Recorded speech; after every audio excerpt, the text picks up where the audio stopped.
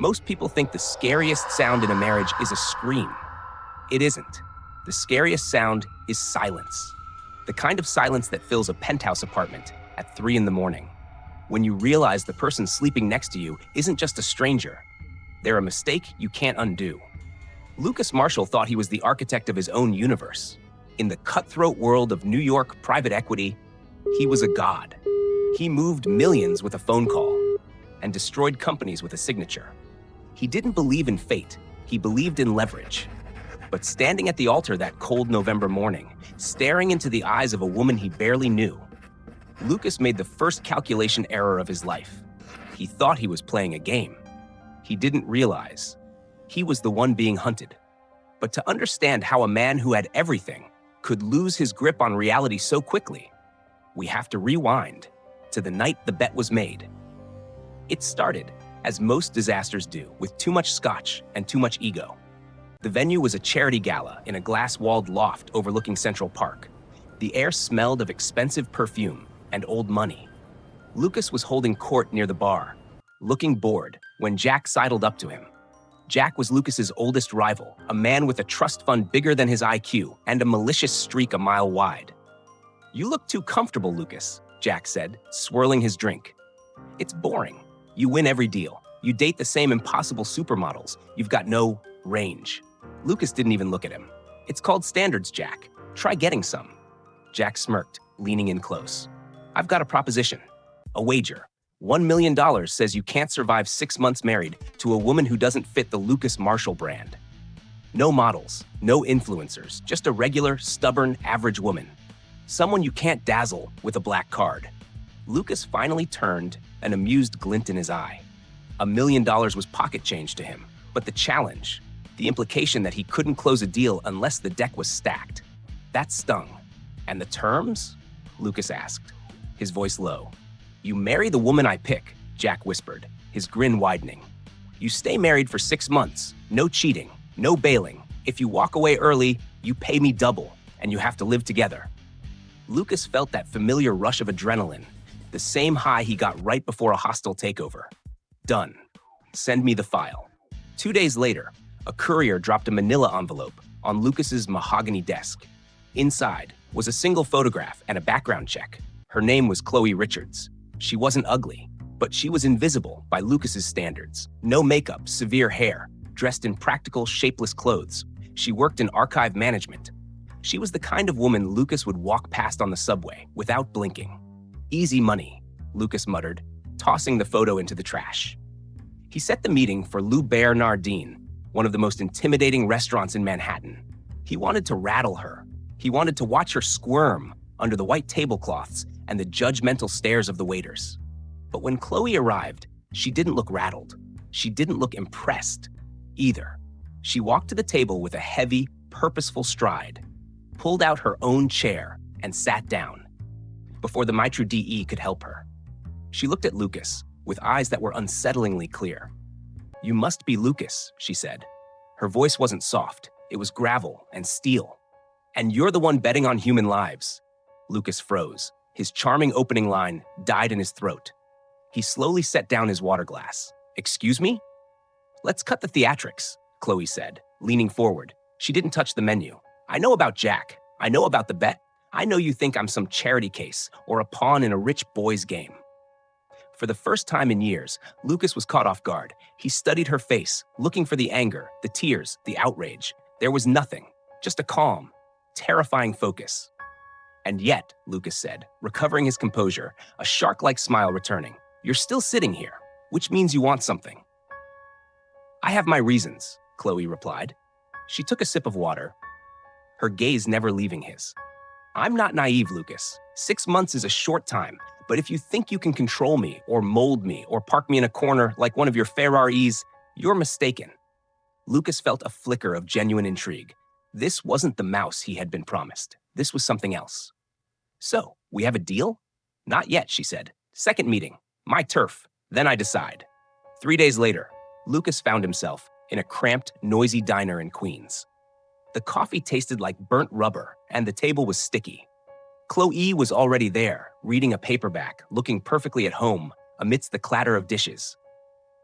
I thought you preferred five-star service, Khloe teased as he slid into the booth, wiping the seat with a napkin.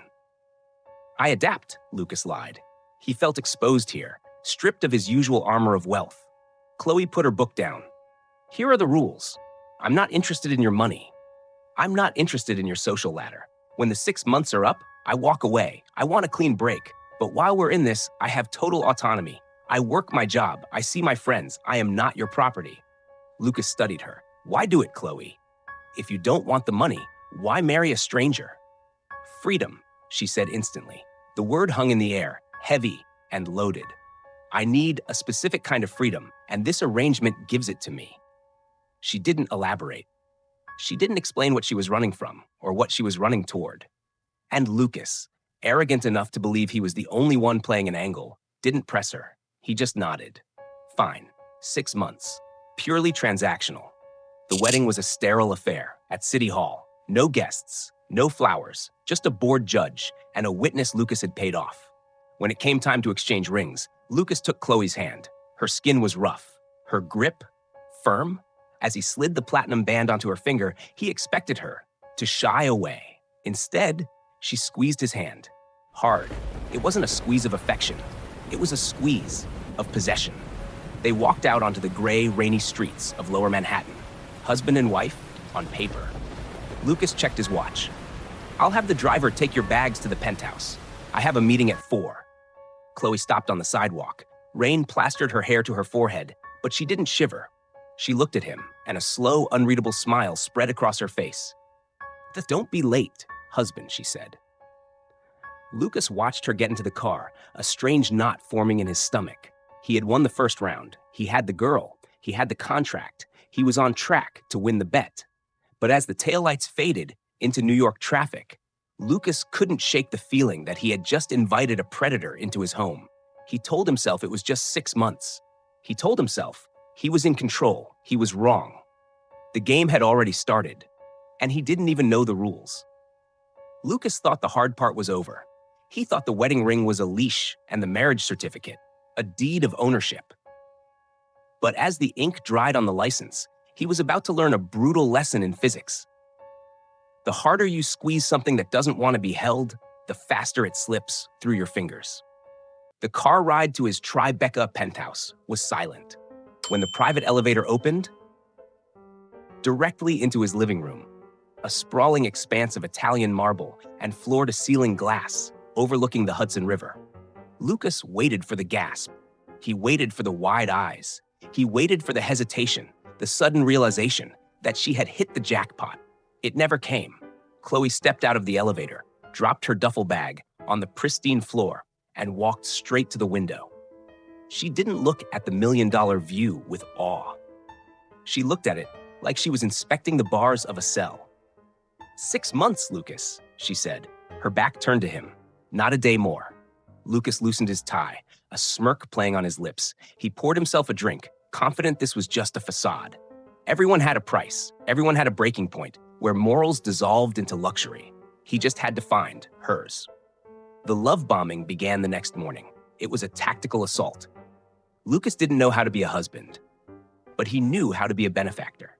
Boxes from Cartier and Bergdorf Goodman started piling up on the dining room table. Diamond tennis bracelets, silk scarves, designer dresses that cost more than Khloe's entire yearly salary. He waited for her to wear them. He waited for the softening. But 3 days later, the boxes were still sitting there, unopened. The cellophane hadn't even been cracked. Is the diamond clarity not to your liking? Lucas asked one evening. Leaning against the kitchen island, his frustration leaking into his voice. Or do you just prefer looking like a librarian? Khloe didn't look up from her microwave dinner. I don't need costumes, Lucas, and I don't need you to dress me up like a doll so you don't feel embarrassed in front of your friends. Her indifference was infuriating. It wasn't just a rejection of the gifts. It was a rejection of him. In Lucas's world, money was oxygen. Khloe was holding her breath, and she wasn't turning blue. That's when the strategy shifted. If the carrot didn't work, he would use the stick. It started with small, petty sabotages, the kind that are easy to deny, but maddening to live through. Lucas was a master of corporate warfare. He knew how to disrupt a supply chain. Khloe was the supply chain.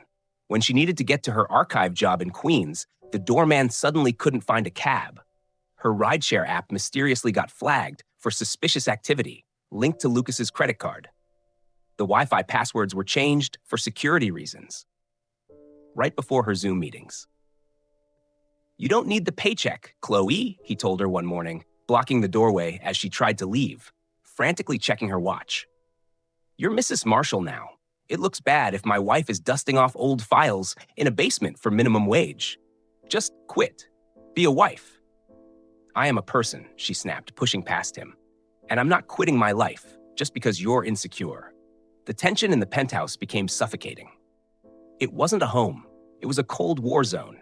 The air was thick with unsaid words and slamming doors. But one Tuesday night, the silence finally broke. Lucas came home to find Khloe sitting in the dark, staring at the skyline. He had just tanked a fundraising gala she was supposed to organize by accidentally failing to forward the venue deposit. He saw the defeat in her shoulders and felt a sick surge of victory. He poured 2 glasses of wine and set one down in front of her. "I don't get it," he said, his voice smooth, deceptive. "Any other woman would kill for this life. You have a blank check. You have the world at your feet. Why fight it? What is it that you actually want?" Khloe turned. Streetlights from below cast long shadows across her face, making her eyes look like deep, dark pools. "I want respect," she whispered. The rawness of her voice caught him off guard. "I'm not a piece on your chessboard, Lucas. You think you're winning because you can buy buildings and ruin schedules? You're losing." Lucas scoffed, taking a sip of his wine. "I never lose." "You're empty," she said, and the word hung in the air like a gunshot. "You have the view, the suits, the money, but there is nothing inside you. That's why you can't stand me, because I don't need your validation to exist, and that terrifies you." His glass hit the table with a sharp clack. The plastic fork in his hand earlier that week had snapped. Now, his composure was snapping. She had seen right through the armor. She wasn't fighting his wallet. She was fighting his soul. "You're treading on thin ice, Khloe," he warned, his voice dropping to a dangerous growl. "Am I?" Khloe stood up. She walked over to him, stepping into his personal space until he could smell the cheap soap. She refused to swap for his imported body wash. She didn't look afraid. She looked pitying. "You think you're the one holding the controller, Lucas. You think this is just a bet between you and Jack." She paused, letting the name hang there. "But you're arrogant, and arrogant men miss the details." Lucas frowned. "What are you talking about?" "I have a plan too," she said softly. "And when the time is right, you're going to realize this game is built on something much bigger than $1 million. She leaned in, her lips inches from his ear. "You really should have checked who I was before you married me, because the predator isn't always the one with the teeth." Lucas watched her walk away, down the long, dark hallway to the guest room. For the first time in his life, the silence of the penthouse didn't feel like peace. It felt like a trap, and he was the one inside it.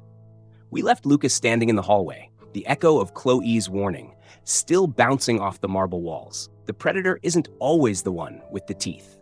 For the next 3 weeks, that sentence lived in Lucas's head, like a parasite. He tried to drown it out with work. He spent 18 hours a day at the firm, tearing apart balance sheets and destroying competitors. But the thrill was gone. Every time he closed a deal, he felt nothing. The victory felt hollow, like biting into a wax apple. The problem wasn't that Khloe was fighting him. The problem was she was changing him. He found himself watching her when she didn't know he was looking. He watched the way she read in the corner of the library, her stillness absolute, like a hunter in a blind. He wasn't looking at her as a bet anymore. He was looking at her as a cipher he couldn't crack. The silence in the penthouse had shifted.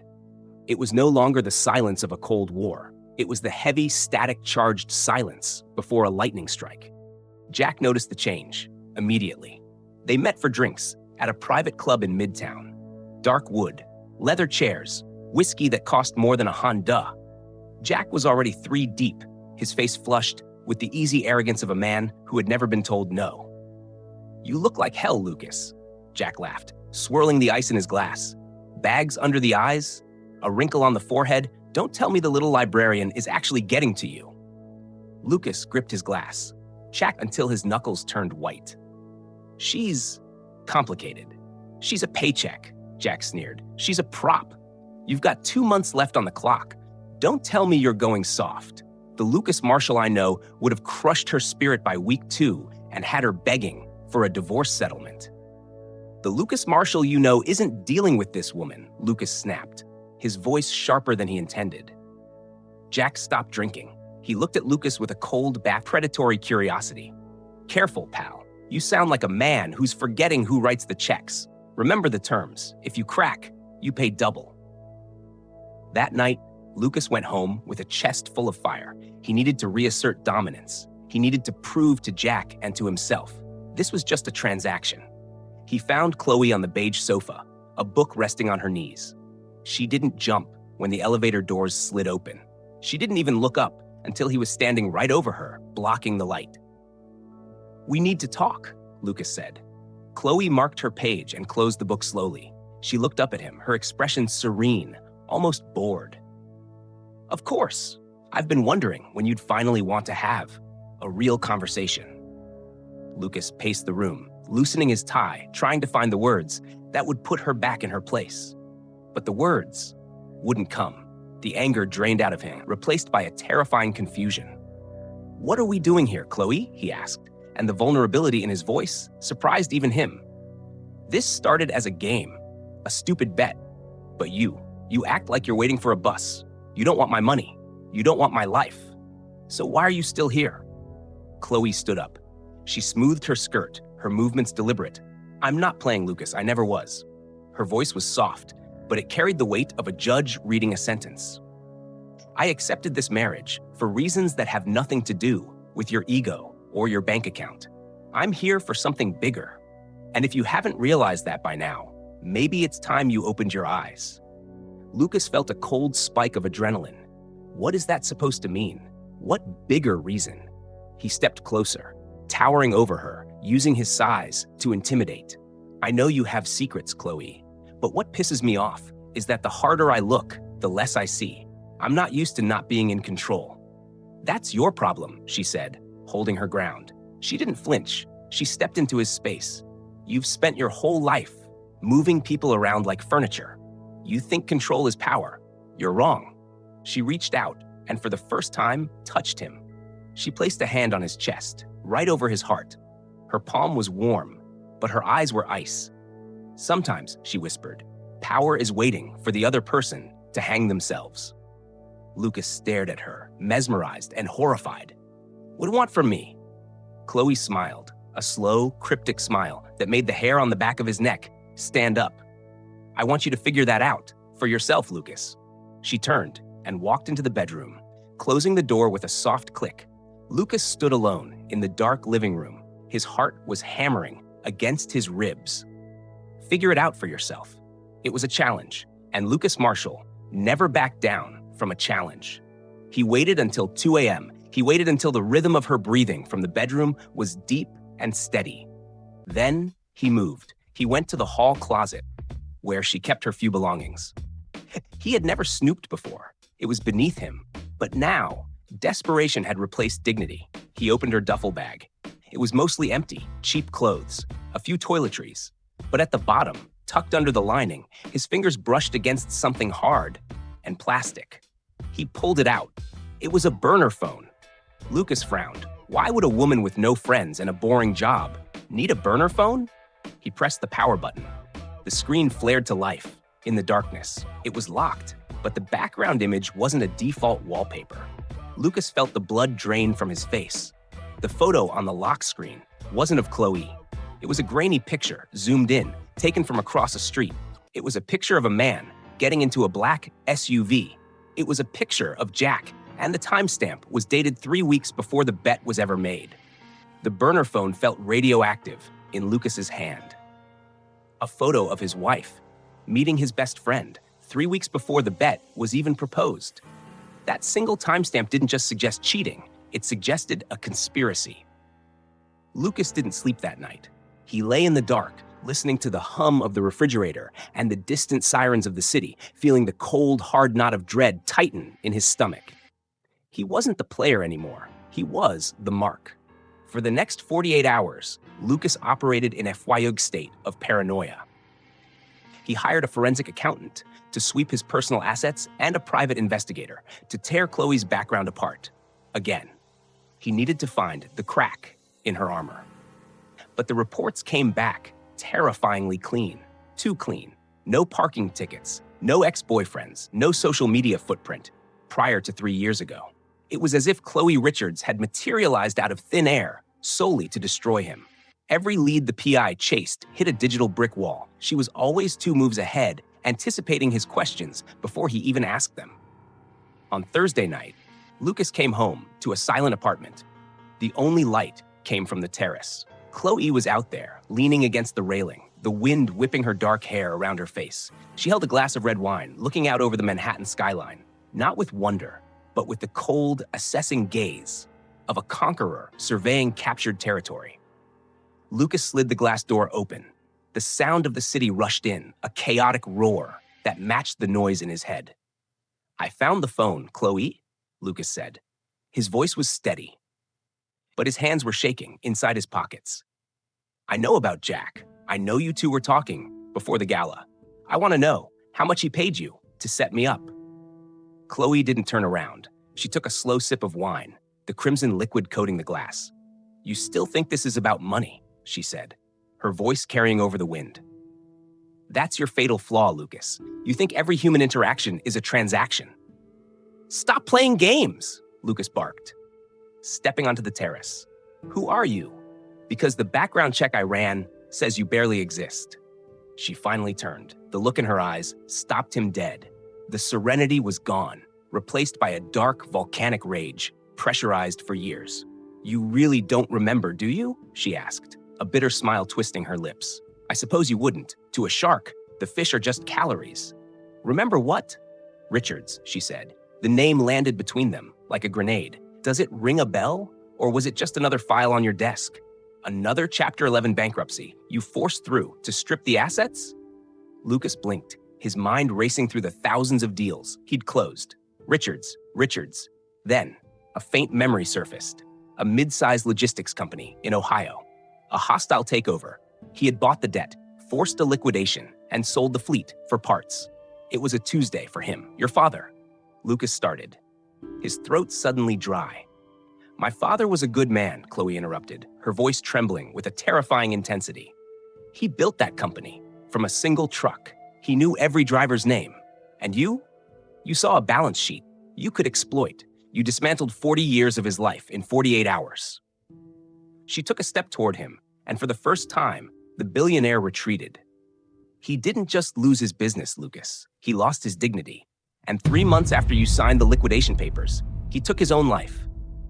The image hit Lucas like a physical blow. The air left his lungs. He remembered the deal now. He remembered the old man, crying in the boardroom. He had laughed about it later, over steaks at Del Frisco's. I didn't know," Lucas stammered, the excuse tasting like ash in his mouth. "You didn't know because you didn't care," Khloe shouted, shattering the polite silence of the Upper East Side. "You destroyed a family and went out for drinks. My mother had a stroke from the stress. I was left with nothing but debt and a grave to visit.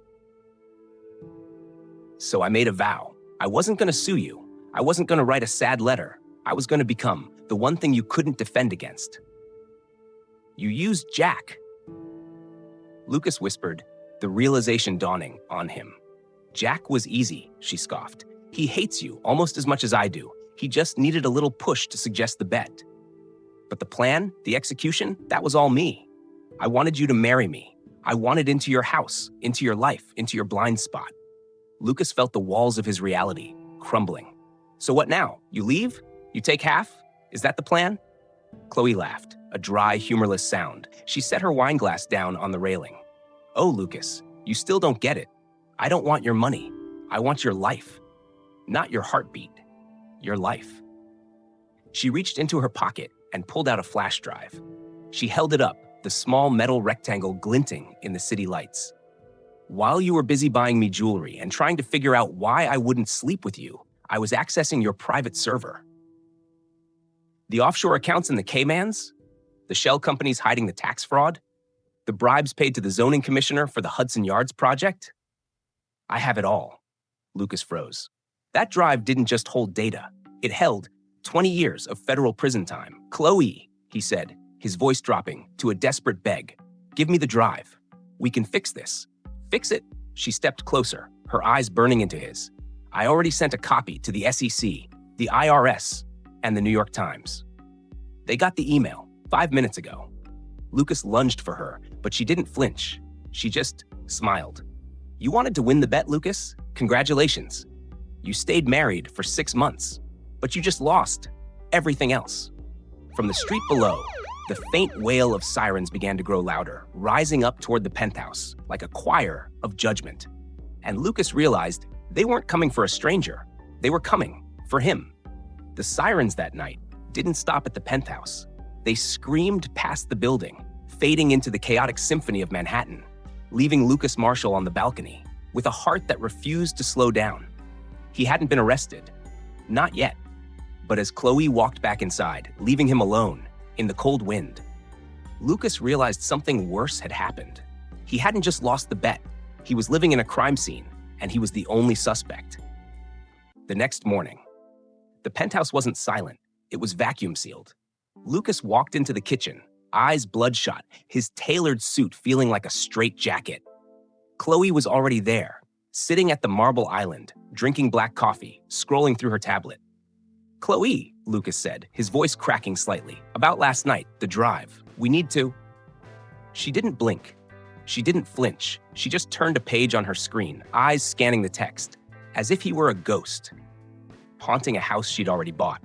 Maria, Khloe said calmly, addressing the housekeeper, who was nervously wiping down the counter.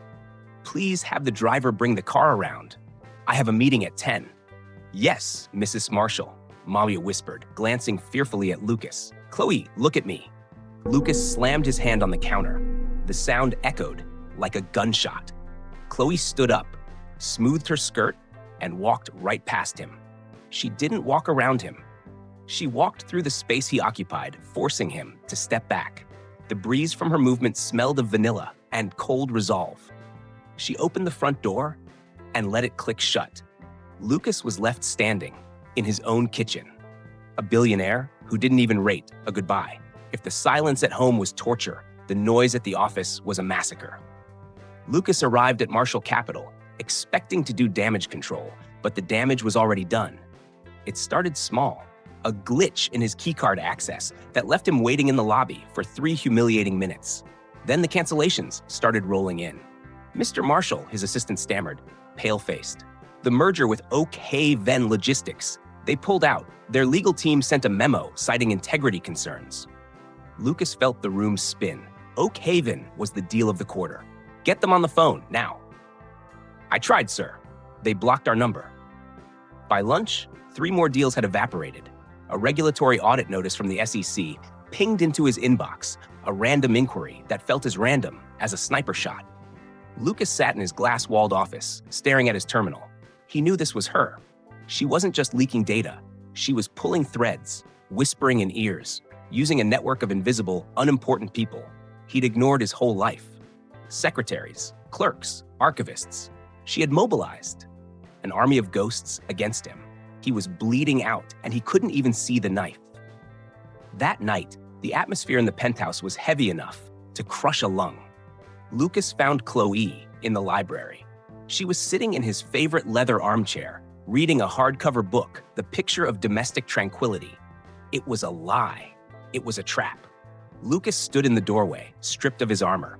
He looked at the woman who had worn cheap clothes and driven a beat-up sedan, and he realized she was the most dangerous person he had ever met. Stop it, Khloe, he whispered. It wasn't a command. It was a plea. She didn't look up. I know what you're doing, he continued, stepping into the room. The Oak Haven deal, the audit. You're burning it all down, but you're burning yourself too. You're my wife. If I go down, the assets freeze. You get nothing. I told you, she said, finally turning a page. I don't want the money.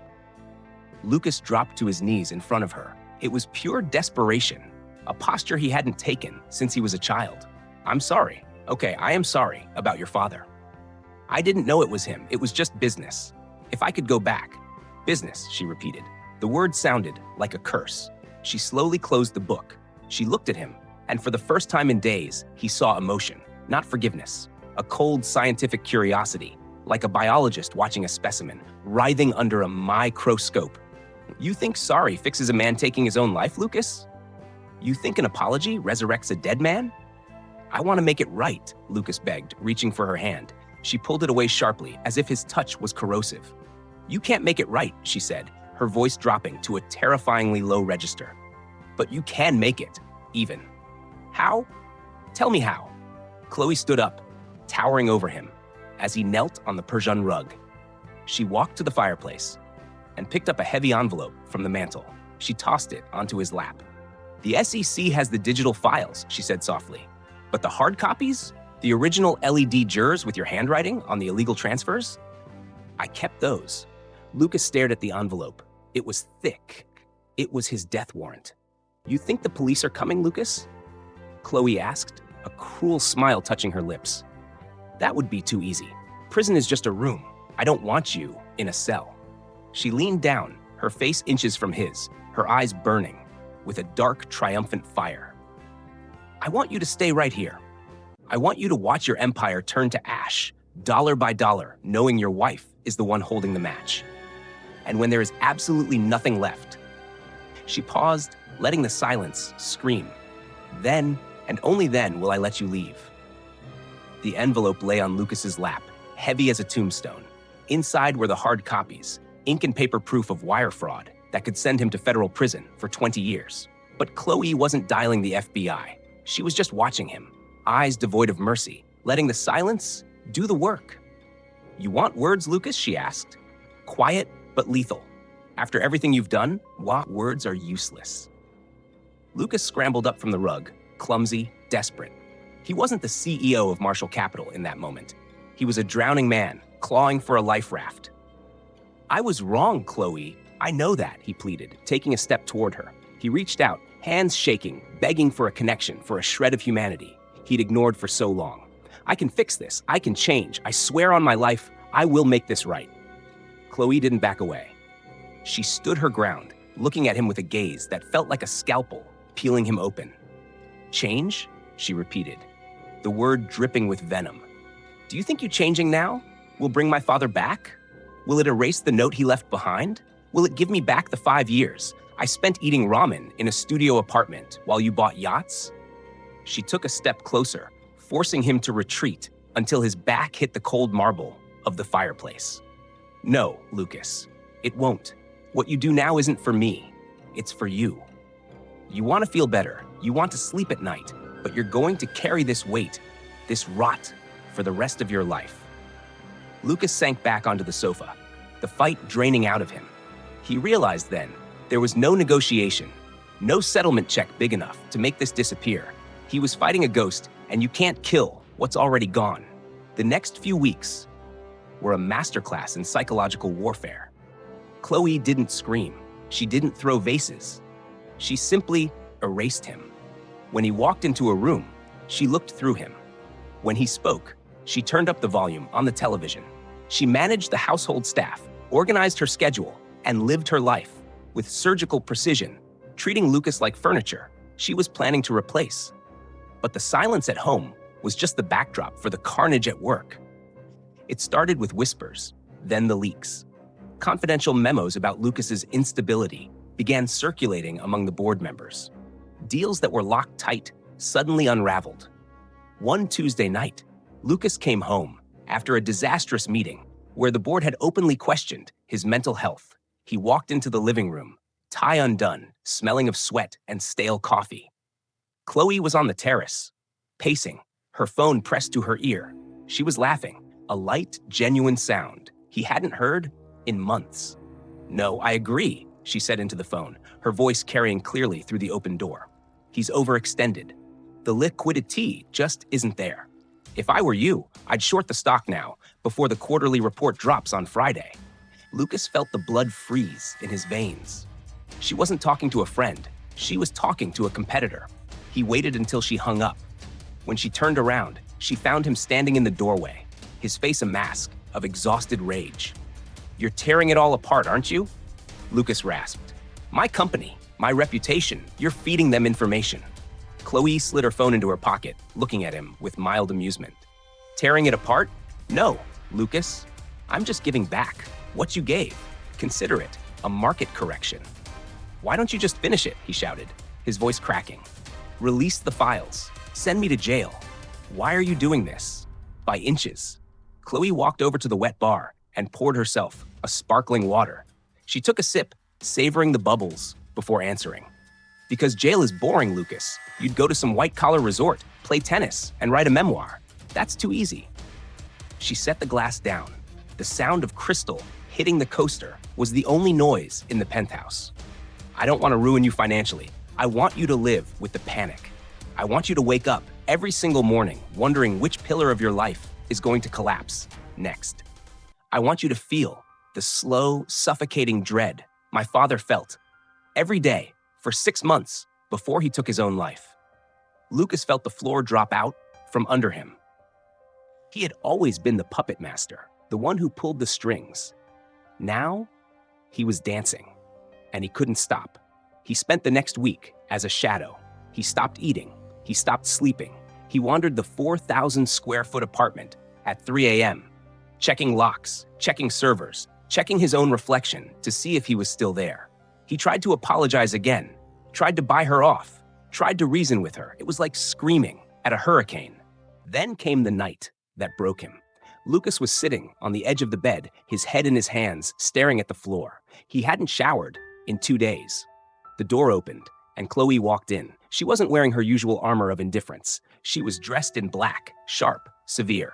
She stood over him, looking down at the wreckage of the man who had once owned New York. "Lucas," she said softly. He looked up, hope flaring in his chest for a nanosecond. "Khloe? You took something from me that I can never get back," she said, her voice devoid of pity. "My past, my family, my innocence." She leaned down, her lips brushing his ear, her voice a terrifying whisper. "Now I'm returning the favor. I've already contacted the one person you care about more than your money. And unlike me, they were very interested in what I had to say." Khloe straightened up and walked out of the room, leaving the door wide open. Lucas sat frozen on the bed, his mind racing, terror gripping his throat. The one person he cared about? He didn't care about anyone. He had no family. He had no friends. And then, with a sickening lurch, he realized who she meant. He scrambled for his phone, his fingers fumbling over the screen, dialing a number he hadn't called in 10 years. It rang once, twice, 3 times. Then, a voice answered, but it wasn't the person he was calling. "Hello, Lucas?" A strange man's voice said, smooth and cold. "Your wife said you'd be calling. We need to talk about your mother." The phone line went dead. But the stranger's voice, smooth, cold, utterly menacing, lingered in the room like toxic gas. "We need to talk about your mother." Lucas dropped the phone onto the bedspread, his hands trembling violently. He hadn't spoken to his mother in 10 years, not since he put her in the most expensive assisted living facility in Connecticut and set up an AOTOPay account to handle the bills. He thought he had bought her safety. He thought he had bought his freedom. He was wrong. Khloe wasn't just burning his future. She had located his past and was holding a lighter to it. Lucas looked up at the empty doorway. The realization hit him with the force of a physical blow. Words were dead currency. He couldn't negotiate his way out of this. He couldn't charm, bribe, or threaten. The woman in the other room, she had already survived the worst thing he could do to her family. Now, she was showing him what survival actually looked like. The next morning, Lucas Marshall, master of the universe, destroyer of companies, woke up and decided to do something he hadn't done in 30 years. He decided to listen. He stopped trying to force conversations. He stopped hovering in doorways like a repentant ghost. Instead, he became a student of the woman who hated him. He watched her from a distance, noting the micro details he'd been too arrogant to see before. The way she winced at the bitterness of the cheap coffee the staff made, but drank it anyway. The way she paused every time she saw peonies in a magazine. The specific heavy sigh she let out when the apartment got too quiet. He started small. Guerrilla warfare of kindness. He went to a florist in Chelsea, bypassing his usual assistant, and bought a bouquet of pale pink peonies. He didn't hand them to her. That would demand a reaction. He simply left them in a vase on the kitchen island next to her keys. When Khloe came home, Lucas was busy in his study, watching the security feed on his laptop. He saw her stop. He saw her stare at the flowers, her face unreadable. Then, she reached out and touched a petal, bringing her fingers to her nose. She didn't smile, but she didn't throw them in the trash. 1 point. The next day, he woke up at 5 a.m. He brewed the coffee himself. A dark roast, strong, no sugar. He poured a cup and left it on her placemat, then retreated to the gym before she woke up. When he came back, an hour later, the cup was empty in the sink. 2 points. It was a slow, agonizing dance. Lucas was stripping away the billionaire, trying to find the man underneath, terrified there might be nothing there. But he kept pushing. Not with force, with consistency.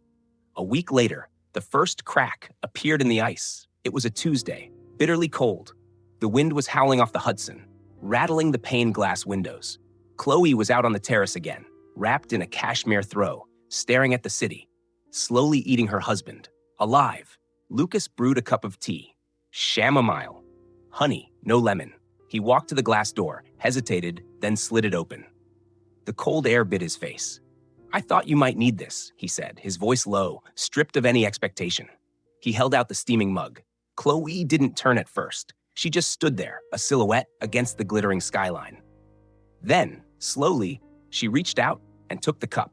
Their fingers brushed, a fleeting contact that felt like it was an electric shock. She didn't say thank you. She just held the mug with both hands, letting the warmth seep into her palms. Lucas stood beside her, silent, not looking at her, just sharing the view. "Why are you doing this, Lucas?" Her voice was soft, barely audible over the wind, but it stopped, his heart. Lucas took a breath. He knew this was the moment. One wrong word, one hint of manipulation, and he was dead. "Because I realize talking is useless," he said, keeping his eyes on the horizon. "My words are counterfeit. You proved that. So I'm trying to show you. I'm trying to be someone else. Not because I want to win the bet, but because I don't like the guy who made it." Khloe turned her head slightly, looking at his profile. "You can't change the past, Lucas. My father is still dead." "I know," he replied, the shame heavy in his voice. "But I can change the future, and I can change who I am in it." The silence stretched. "You know this, thin and fragile." Finally, Khloe took a sip of the tea. "We'll see," she murmured. It wasn't forgiveness. It wasn't even a truce, but it was an opening.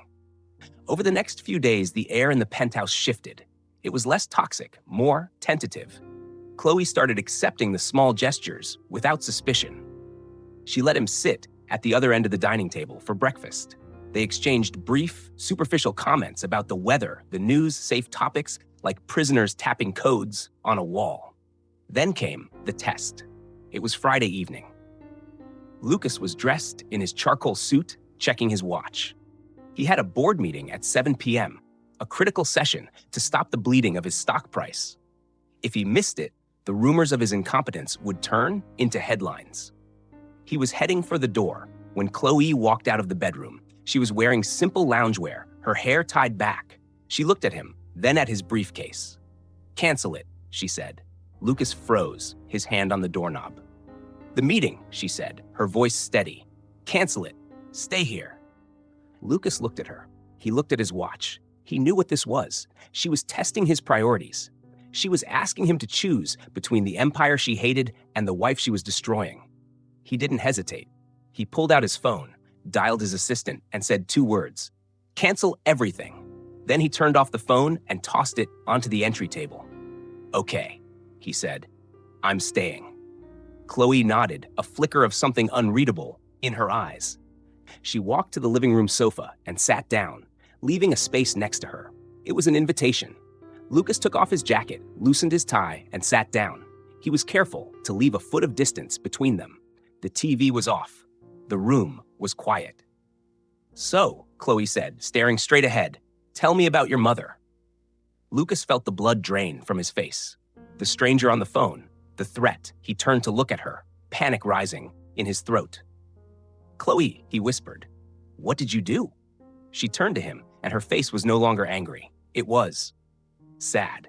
I didn't do anything to her, Lucas, she said softly. But the man I hired to find her, he found something else, something you need to see. She reached under the cushion and pulled out a manila envelope. But this one didn't contain bank records. It contained old, yellowed photographs. And on top of the pile was a picture of a young woman holding a baby. The woman was his mother. But the man standing next to her, with his arm possessively around her waist, was Jack's father. The old photograph lay on the table between them, a black and white grenade, with the pin pulled. Lucas stared at his mother's smile, younger, brighter, and the man holding her, Jack's father. The implications were dizzying, a tangled web of old money and older sins. But before he could even form a question, Khloe's hand covered the picture. That's a conversation for another day, she said, her voice firm but strangely gentle. Right now, you need to know where we stand. She wasn't letting him off the hook. She was just deciding the order of execution. I'm not ready to forgive you, Lucas, Khloe continued, looking him dead in the eye. Forgiveness is earned, not bought. But you canceling that meeting, that was real. You chose this room over the boardroom. That's a start. Lucas felt the tightness in his chest loosen, just a fraction. It wasn't absolution, but it was oxygen. He nodded, afraid to speak, afraid to shatter the fragile truce. They just negotiated. The rest of the evening passed in a surreal, quiet day. Tante. They ordered takeout. Chinese, eaten out of cartons on the coffee table. They talked about safe things, the rain, a book she was reading, that ridiculous art installation in the lobby. For the first time in 6 months, Lucas wasn't trying to win. He was just trying to be. But even as they laughed softly about a fortune cookie prediction, Lucas felt the shadow. Khloe was still holding back. There was a reserve in her eyes, a hesitation before she spoke, as if she were constantly editing her thoughts. He knew the dossier on his mother and Jack's father was just one layer of the onion, and the core was going to make him cry. Over the next 2 weeks, Lucas Marshall became a different man. He didn't just attend fewer meetings. He started delegating the ruthless deals to his juniors, or canceling them altogether. He spent his mornings in the kitchen, learning how to make scrambled eggs without burning them. He spent his evenings reading in the same room as Khloe, their silence transforming from a weapon into shared space. The ice was melting, yes, but the water rising beneath them was dark and murky. Lucas noticed the shift on a Tuesday night. A storm was battering the city, rain lashing against the floor-to-ceiling glass like shrapnel. Khloe was sitting on the window seat, knees pulled to her chest, staring into the gray void. She hadn't turned a page of her book in an hour. She looked haunted, not angry, not vengeful, just incredibly profoundly sad. Lucas watched her from the kitchen island. The fear that had been gnawing at him spiked. He knew with a predator's instinct, the other shoe was about to drop, and it was going to be a combat boot. He walked over to her, his footsteps swallowed by the thick carpet. Khloe, he said softly. She didn't jump. She didn't turn. I know there's more, Lucas said, crouching down, so he was at eye level with her. I can feel it. You're still carrying something, and whatever it is, it's eating you alive. Khloe turned slowly. Her face was pale, her eyes rimmed with red. She looked at him, not with hatred, but with devastating vulnerability. Please, Lucas whispered, reaching out, but stopping short of touching her. If we're doing this, if we're actually trying, I need to know the rest. No more secrets, no more files. Khloe took a shuddering breath. She looked down at her hands, twisting the simple wedding band he had put on her finger 6 months ago, a band she had never taken off, even when she was destroying him. You're right, she said, her voice trembling. I've been waiting. I didn't think I could ever tell you. I thought hate would be enough to cover the pain. Lucas felt the air leave the room. He braced himself. Was it another crime? Had she poisoned him? Do you remember the day you liquidated the company? Khloe asked, her gaze lifting to meet his. The day my father came home and told us it was over? Lucas nodded, a lump forming in his throat. I remember. I told you that you destroyed my family, Khloe said. I told you that my father took his own life. She paused, fighting to keep her voice steady. But that wasn't the only death you caused, Lucas. Lucas frowned, confusion warring with dread. What do you mean? Who else? Khloe closed her eyes, a tear escaped, tracking down her cheek. I was 22, she whispered. I was in graduate school. I had a life. And I was pregnant. The words hit Lucas like a blow to the chest. He rocked back, his mouth opening, but no sound coming out. Pregnant? He choked out. The stress, Khloe continued, her voice gaining a terrible, hollow strength. When we lost everything, when my father died, my mother had her stroke. I was trying to handle the funeral, the banks, the eviction. My body couldn't take it. I lost the baby, Lucas, 2 weeks after the funeral. She looked at him, and the pain in her eyes was infinite. So when I say you took everything from me, I don't mean money. I mean, I buried my father and my child in the same month. Because you wanted to close a deal. Lucas stared at her, his world tilting on its axis. He had thought he was a businessman. He had thought he was a winner. But in that moment, looking at the woman he had married on a bet, he realized he wasn't a winner. He was a murderer. And before he could even process the horror of it, Khloe leaned forward, her voice dropping to a whisper. That chilled his blood. But that's not the secret, Lucas. The secret is who the father was. The secret isn't just who the father was, Lucas. The secret is that he never got to meet his child. The words hung in the air, sucking the oxygen out of the penthouse. Lucas stared at Khloe, his mind reeling, trying to do the math. No amount of money could fix. He looked at her stomach, flat, empty, and then back to her eyes. You were pregnant? He rasped. The sound of his own voice felt foreign, like scraping sandpaper on concrete. I was 8 weeks along, Khloe said. She wasn't crying. It would have been easier if she were screaming or throwing things. Instead, she spoke with the hollow, terrifying calm of a coroner listing cause of death. When you seized the company assets, the bank froze our personal accounts that same afternoon. The stress, the eviction notices, the panic.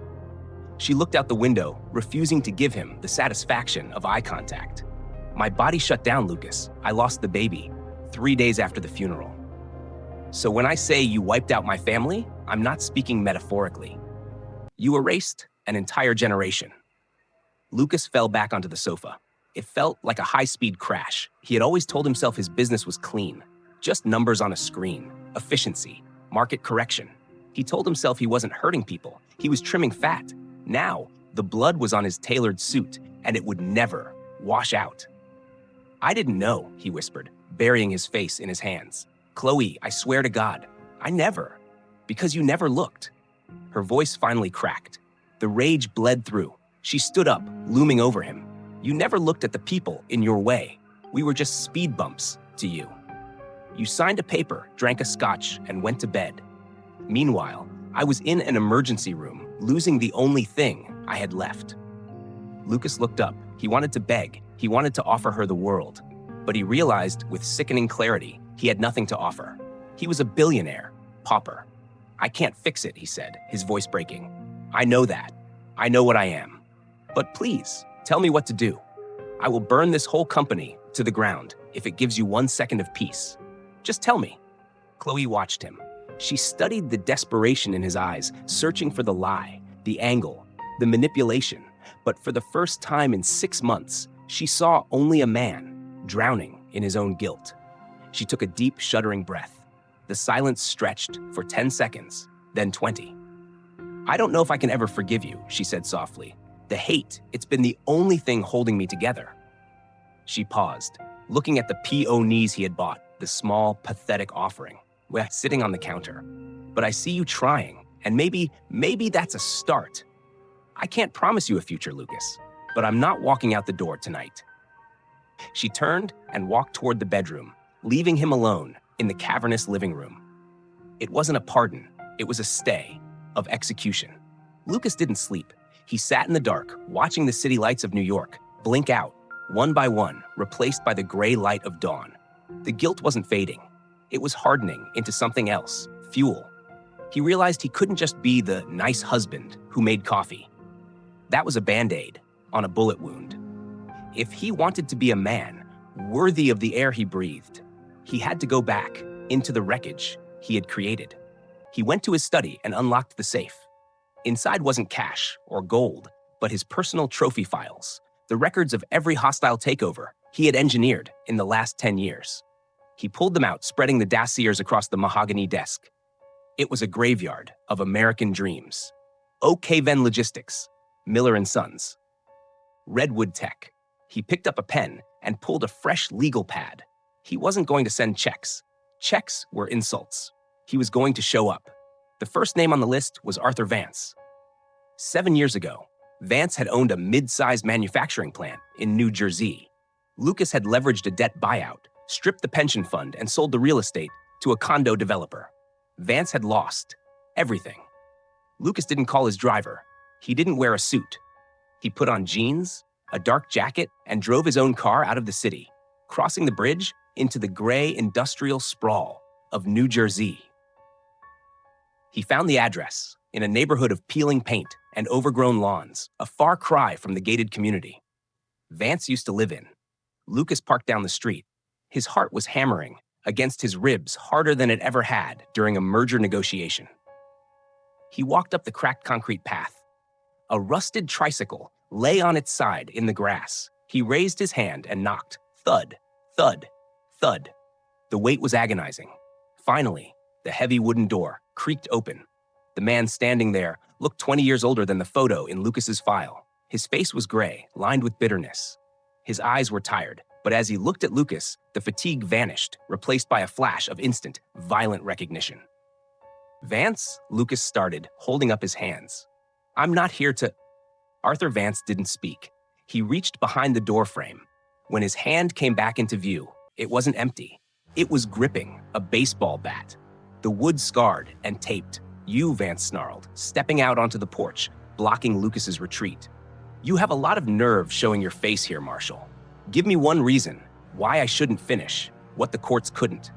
Lucas looked at the bat, then at the man's eyes. He didn't step back. Because, Lucas said quietly, I'm here to give it all back. Arthur Vance didn't lower the bat. If anything, his grip tightened, the wood creaking under the pressure of his white-knuckled rage. You're here to give it back? Vance spat, stepping closer, the bat hovering inches from Lucas's temple.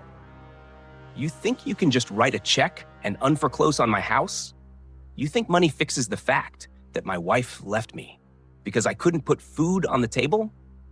Lucas didn't flinch. He didn't look at the weapon. He looked straight into the eyes of the man he had broken. No, Lucas said, his voice steady, but stripped of its usual corporate polish. Money doesn't fix the past, but it builds the future. He reached into his jacket pocket. Vance flinched, raising the bat higher, expecting a gun. Instead, Lucas pulled out a folded legal document. This is the deed to the factory on 4th Street, Lucas said, placing the paper on the peeling railing of the porch. I bought it back this morning. It's in your name, fully paid, along with an operating account with enough capital to run for 2 years. No strings, no loans. It's yours. Vance stared at the paper, his chest heaving. The bat slowly lowered, the adrenaline draining out of him, replaced by confused, jagged grief. Why? Vance whispered. Because I owe you, Lucas said softly, and because I'm trying to save my own soul. That porch in New Jersey was just the beginning. Over the next 6 weeks, Lucas Marshall went on a crusade that baffled Wall Street. He wasn't just donating to charity, he was surgically repairing the specific damage he had caused. He tracked down the small business owners, the laid-off managers, the families he had treated as collateral damage. He sold the Hamptons estate. He auctioned off the vintage Porsche collection. He liquidated his private equity positions. He was hemorrhaging money, bleeding out his fortune to clot the wounds of strangers. Khloe watched it all. She watched from the shadows of the penthouse, observing the way Lucas came home every night, exhausted, grayer, lighter in the wallet, but heavier in spirit. She saw him on the phone, not screaming at brokers, but listening to widows. She was waiting for the performance to end, waiting for the ego to snap back into place. But it didn't. One evening, Lucas found her on the terrace. The city was glittering below them, a monster he used to own, now just a view he was lucky to have. "How was it today?" Khloe asked. She didn't look at him, but she poured him a glass of wine. That was new. Lucas took the glass, his hand brushing hers. "Tough," he admitted, rubbing his eyes. "The sobbing is harder to handle than the screaming, but necessary." He took a sip, looking at her profile. "I'm not doing this to win the bet, Khloe. I know the clock runs out next week. I'm doing this because I don't want to be the man in your father's story anymore." Khloe finally turned. The ice in her eyes, that permafrost that had been there since their first meeting, was gone. In its place was something cautious, fragile, but undeniable. Respect. "I see you, Lucas," she said softly. "For the first time, I actually see you." The 6-month deadline arrived on a rainy Tuesday. The contract sat on the dining room table. It was the only thing between them. A piece of paper that said their marriage was a transaction, expiring at midnight. Lucas had prepared a dinner, not with a private chef. With his own 2 hands. The pasta was slightly overcooked, the sauce a little too salty, but it was the most important meal of his life. "So," Lucas said, pushing his plate away, his heart was hammering against his ribs like a trapped bird. "It's midnight. The term is up. Jack owes me $1 million, and you're free to go." Khloe sat across from him, her hands folded in her lap, the silence stretched, thick with unsaid words. "I don't want the money," Lucas continued, his voice shaking, "and I don't want you to go." He reached across the table, covering her hand with his. "I fell in love with you, Khloe, somewhere between the hate and the silence and the peonies. I fell in love with you. I want to rip up this contract. I want to do this, for real. No bets, no games, just us." Khloe looked at him, her eyes shining with tears. She refused to shed. She pulled her hand away, and for a second, Lucas felt his world collapse. Then, she reached into her pocket and pulled out a lighter. She picked up the contract, flicked the flame, and held it to the corner of the paper. They watched together as the legal language turned to ash, curling, blackening, until it was gone. "I love you too, Lucas," she whispered. "Let's start over, as equals." The next 3 months were a blur of something Lucas had never experienced. Genuine happiness. It was quiet, it was domestic, it was real. They were rebuilding, not just his reputation, but their lives. Then came the morning sickness. It started as subtle nausea, over coffee, then became a daily sprint to the bathroom. Khloe tried to brush it off, terrified to hope, terrified to believe life could be this kind after being so cruel. But the little plastic stick on the bathroom counter didn't lie. 2 pink lines. When she walked into the living room and showed it to Lucas, the man who had once negotiated billion-dollar mergers burst into tears. He picked her up, spinning her around, burying his face in her neck. "A baby," he sobbed, laughing. "We're going to have a baby." It was the perfect moment. The redemption arc was complete. The villain had become the hero. The victim had found peace, and a new life was beginning. But in the world of Lucas Marshall, peace is just a pause between wars. The doorbell rang. Lucas kissed Khloe's forehead, wiping his eyes. "I'll get it. Probably the stroller catalogs I ordered." He walked to the door, a goofy grin plastered on his face, and swung it open. It wasn't a delivery driver. Standing in the hallway were 2 men in dark suits with earpieces, and behind them, a uniformed NYPD officer. One of the agents held up a badge. "Lucas Marshall?" "Yes," Lucas said, his smile faltering. "Special Agent Miller, FBI. We have a warrant for your arrest." Lucas felt the blood drain from his face. "Arrest? For what?" The agent stepped forward, handcuffs glinting under the hallway lights. "Securities fraud, embezzlement, and racketeering," the agent recited, cold. "Based on evidence submitted to the SEC 3 months ago by your wife."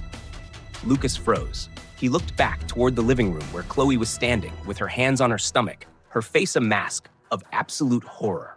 She had lit the fuse months ago. Back when she hated him, back when she wanted to destroy him. And now, the bomb had finally gone off. The click of the handcuffs sounded like a gunshot in the quiet hallway. Lucas didn't fight. He didn't scream for his lawyer. He simply looked at the agents, then back at Khloe. She was standing in the living room doorway, hands trembling over her stomach. her face drained of all color. "No," she whispered, her voice cracking. I can fix this. I can call them. I can retract it." She took a stumbling step forward, panic rising in her eyes. "Lucas, tell them. Tell them it was a mistake." "Khloe, stop," Lucas said. His voice was calm, calmer than it had been in years. He looked at the FBI agent, then at his wife. For the first time, he wasn't looking for a loophole. He wasn't calculating the odds. He was accepting the bill. "I earned this," he said softly to her. "You were right. You can't build a future on a foundation that's rotting. If we're going to do this, if we're going to be a family, the slate has to be clean." He turned to the agent. "I'm ready." As they led him into the elevator, Lucas Marshall didn't look back at the penthouse, the art collection, or the view of the empire he used to rule. He kept his eyes locked on Khloe until the metal doors slid shut, severing the connection. The next 18 months were the hardest of their lives. Lucas didn't go to a white-collar resort because he refused to fight the charges, and because he insisted on liquidating his remaining personal assets to pay restitution to the victims, including a massive trust for Arthur Vance. He was stripped of everything. The plea deal was brutal, but fair. 2 years in a minimum security facility in upstate New York, with time off for cooperation. Khloe moved out of the penthouse. She rented a small 2-bedroom house in joyless, practical Westchester. She went to every hearing. She sat behind the plexiglass in the visitation room every Saturday, watching the man who once wore $5,000 suits, now wearing a gray jumpsuit that smelled of industrial detergent. And she wasn't alone. 7 months into his sentence, Lucas met his daughter. He couldn't hold her. He could only press his hand against the glass as Khloe held up the tiny, squirming bundle wrapped in a pink blanket. Lucas cried. Not the polite, single tear of a movie star, the ugly, heaving sobs of a man who finally understood the cost. He named her Hope. It was a cliche. Maybe, but to him, it was a lifeline. When the day of his release finally came, there were no paparazzi. There was no limousine, just a gray sedan, idling in the parking lot under a heavy, overcast sky. Lucas walked out the gate, carrying a clear plastic bag with a change of clothes and $40 in cash. He looked older. The gray at his temples had spread, and the shark-like intensity in his eyes had been replaced by quiet, weathered humility. Khloe was leaning against the car. She stood up as he approached. They didn't run. They just walked until they were inches apart, breathing the same air. "You're late," she teased, her voice thick with emotion. "Traffic was killer," he cracked, his voice raspy. She grabbed him by the lapels of his cheap jacket and kissed him. It wasn't the kiss of a contractual wife. It was the kiss of a woman welcoming a soldier home from war. 3 weeks later, they did it right. There was no city hall judge, no secret agenda, no bet. The ceremony was held in the backyard of the rental house. The grass was a little overgrown. The decorations were string lights hung from the trees. The guest list was short. Arthur Vance in the front row, a testament to the impossible power of amends, a few of Khloe's old friends. And Jack, humbled by his own legal troubles, looking genuinely happy for the first time in his life. Khloe wore a simple white dress she bought off the rack. She held Hope on her hip while they said their vows. "I, Lucas," he said, his voice shaking as he looked at the two women who defined his existence. "Take you, Khloe, to be my partner, my conscience, my life. I have nothing left to offer you but myself, and for the first time, I know that's enough." Khloe wiped a tear from his cheek. "It's more than enough." The reception was just a playlist on a Bluetooth speaker and cheap champagne in plastic flutes. As the sun began to set, casting long golden shadows across the lawn, Lucas took his wife's hand. "Dance with me?" They swayed to the music, holding each other tight, the nightmare of the last year, finally fading into the twilight. Lucas looked around at the small, imperfect yard. He had no empire. He had no fortune. He was working a consulting job that paid a fraction of his old salary, and he had never been richer. Khloe rested her head on his chest, listening to the steady beat of his heart. "Who would have thought?" she whispered, looking up at him with a smile that outshone the stars, beginning to peek through the clouds. "It all started with a stupid, arrogant bet." Lucas laughed, pulling her and their sleeping daughter closer. "You know," he murmured, kissing the top of her head. "I lost the money. I lost the company. I lost the penthouse." He paused, looking into her eyes. "But looking at you and looking at Hope, I have to say." He smiled, and it was the first truly free smile of his life. "It was the best bet I ever made."